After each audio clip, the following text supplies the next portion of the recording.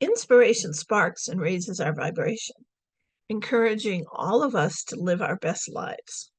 It is my pleasure to welcome our speaker for this evening, Jen Rosson. Jen is an ordained minister and endeavors to be an inspiration to those she serves. She is the Vice President of SCOA and the Director of the Spiritual Expression Center. A warm Harmony Harbor welcome to Jen. Thank you, Maureen. Today's inspirational reading is a poem. I like poetry for these readings because they have the ability to say a lot in a succinct lyrical way. This poem was written by Marcia A. Newton and can be found on the familyfriendpoems.com website. She has also published a volume of her poetry called Writings from a Loving Heart. Today's reading is titled Spirituality. Strength, awareness, comfort, and awe, a connection to something greater than all. Pure song of spirit that brings hope to life and brings inner peace to the soul it enlightens. Inner strength and centering of mind and of thought, where the heart is readied and calmness is sought. Renewing the soul in harmony and bliss, when you quiet the mind and all worries cease. Inspired by spirit of life and of love, a journey of awareness where you see the face of God. Tranquility, quiet, stillness, and calm, a reflection of the sacred as a song of a psalm. Unburden oneself to be humble in heart, to be one with spirit rather than apart. Awareness in oneself, both body and mind, and calling into existence the light of the divine. Living in peace with ourselves, God, and all. A connection with God's creatures, both great and small. Illumination of spirit, of heart, and of mind, seeing beyond oneself rather than blind. Transcending oneself beyond limits of mind to embrace what is good and all that is kind. Yearning so intense for the soul to be free and being the person God created us to be. Happy Sunday, everybody. It's good to see all of you this lovely May spring Sunday. I usually have some pithy observation to make about weather or something, but today I'll just launch right into it because unusually for me, I have quite a bit to say. Usually I'm brief. First, a little backstory to help identify the genesis of my topic for today. When I was young, I routinely sat on a stool next to my mother's makeup table with its lighted mirror, watching her morning ritual. Putting her face on was how she referred to it. Now, you can probably tell by looking at me that makeup has never played an important or really any part of my day-to-day life. And I'm not projecting any judgment here, just acknowledging a fact of life. But to my mother, this ritual was as vital as her next breath or the next sip of coffee from the cup that was never far from her reach. I was fascinated by all the bottles and the various tubes and concoctions that went into this incredibly intricate endeavor. It was like watching the process of a master painter. Each stroke on the canvas was intentional and deliberate. I did always wonder why she spent so much time and effort on this when she was such a pretty woman to begin with. She never left the house without her mask firmly in place. I guess that may say most of what needs to be said about the many insecurities I later realized were her constant companions. The idea of putting your face on is actually something most of us do all of the time in one way or another. When you stop and think about it, the people who get to see our real or unadorned selves are usually far and few between. Someone like a spouse or a parent or sibling, occasionally a trusted best friend, but certainly not everyone. We have our public face, the one that goes to the store and does the shopping. Our work face that we use to deal with coworkers or customers. Our parent face we present when we're interacting with our children because we can't let them think we're less than perfect, right? The list goes on, dictated by how we want or need to present ourselves to others to meet what we think their expectations are. Even though we can try and hide underneath all of these faces we present, we still cast our inner light externally. It's impossible to completely hide who we are inside. Our reflection radiates outward, whether we want it to or not. We give ourselves away unconsciously through actions or gestures, expressions. When you hear someone say, "Don't look like that, I know you really do care," or "Your eyes are telling me the opposite of what you're saying," then you know that your mask has slipped, allowing your true self, your true face, to emerge into the light of day. Part of our spiritual journey is learning to leave these masks at home and to bravely step forward unadorned, to let our true selves be seen by one and all. Like so many things spiritually oriented, this is easier said than done, but it's a sacred and noble goal as well. When we walk naked, metaphorically, not literally, walk naked and honestly through life, we allow ourselves to breathe freely without worry about judgments or opinions others may have. We can't control another person's perspective. So why pretend to be something or someone we're not? Why try to mold ourselves in a form that we think would be acceptable? Why submit our inner being to this process of twisting ourselves into a pretzel just to garner an approval?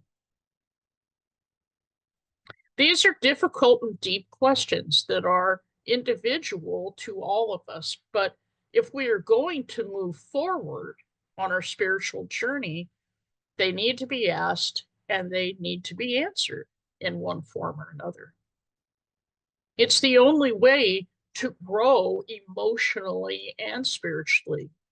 We grow by lightening the load of emotional baggage that inhibits our ability to recognize and embrace our inherent spirituality, slowly but surely revealing our true face.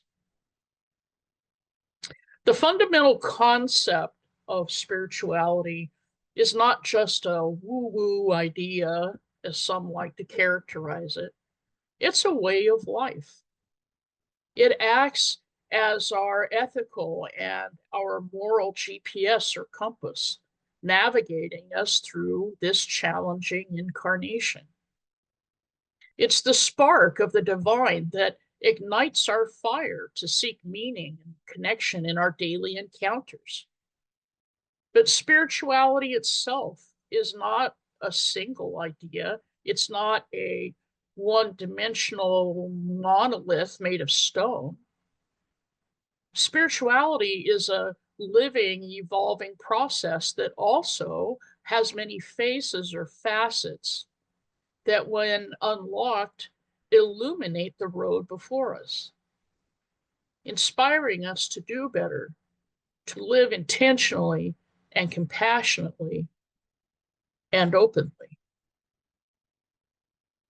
Mindfulness is the artistry of presence and a core component of our spiritual being. To be fully present, living each moment without judgment, reminds us to slow down and smell the proverbial roses. Everything, especially in our modern era, moves so fast that it's easy to miss or not appreciate the subtleties of life. The aroma of a fresh pot of coffee, the warmth of the sun on a spring day, or the beating of our own heart. Mindfulness restores balance to a world concentrated on multitasking, and it reduces our stress and regret. Service to others and compassion go hand in hand.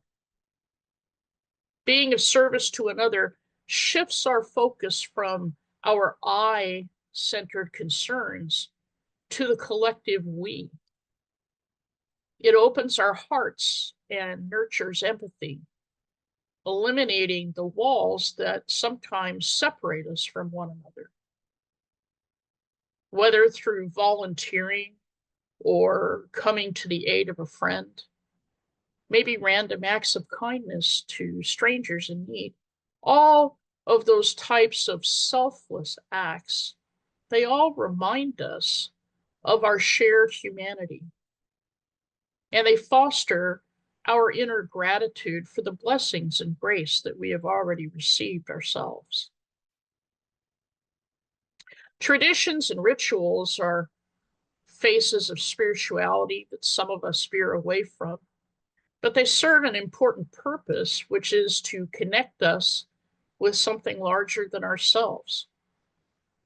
Traditions like family meals and holiday gatherings, or ceremonies like weddings and funerals, they can serve as anchors in times of turmoil. Rituals can be as simple as lighting a candle before starting a meditation, or as formal as a service in a cathedral. Both provide a predictable, stable way to express our emotions and spiritual thoughts and ideas. I'll venture to say that all of us present in this fellowship are familiar with mystical experiences, those transformative encounters with the divine that cross the boundaries between this world and the next. Evidential mediumship, spiritual healing, and many other metaphysically oriented moments remind us of the other planes of reality beyond our own observable environment, when the veil between the mundane and the divine is dissolved. These interactions can and do cause profound shifts in our perception, shifts in our values and priorities that leave us forever awed and altered at the same time. Going out and experiencing the wonder and forces of nature is one of the most accessible faces of spirituality on this plane. Most of us have a favorite aspect of nature that we're drawn to. For me, it's the ocean. For other, it might be the changing of leaves, the color of the leaves in the fall, maybe freshly fallen snow.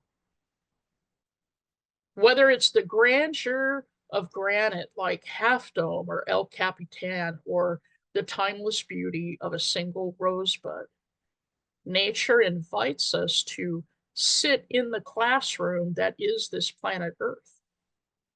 This is where we learn the interconnectedness that spans our entire bio. We are part of a living web, and that includes everything and everyone. Spirituality's most relatable face may be that of the seeker, the one who asks those perennial deep questions like, who am I and why am I here? This is the intellectual face of spirituality that encourages study and reflection and dialogue. From the onset of human history, wisdom traditions have challenged and documented humanity's efforts to question and explore mystical experiences. Through our individual efforts of examination and evaluation, we construct a strong spiritual foundation of our very own. Community and fellowship allow seekers to share in celebration and multiply joy and divvy up some of our burdens that have to be carried. It doesn't matter if it's a physical house of worship or a Monday night study group, maybe a meditation circle, even a Zoom room like this one. The gathering together of like-minded individuals provides support and accountability while encouraging intention and inspiration.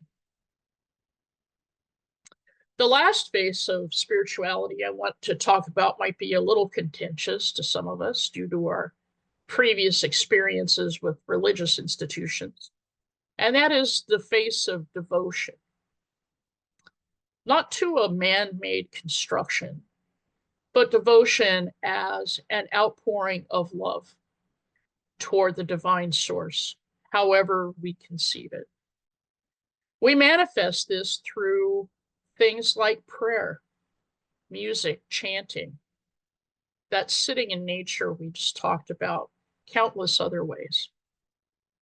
All of these devotions, if you will, open up the channels of grace and build trust in something beyond our own selves.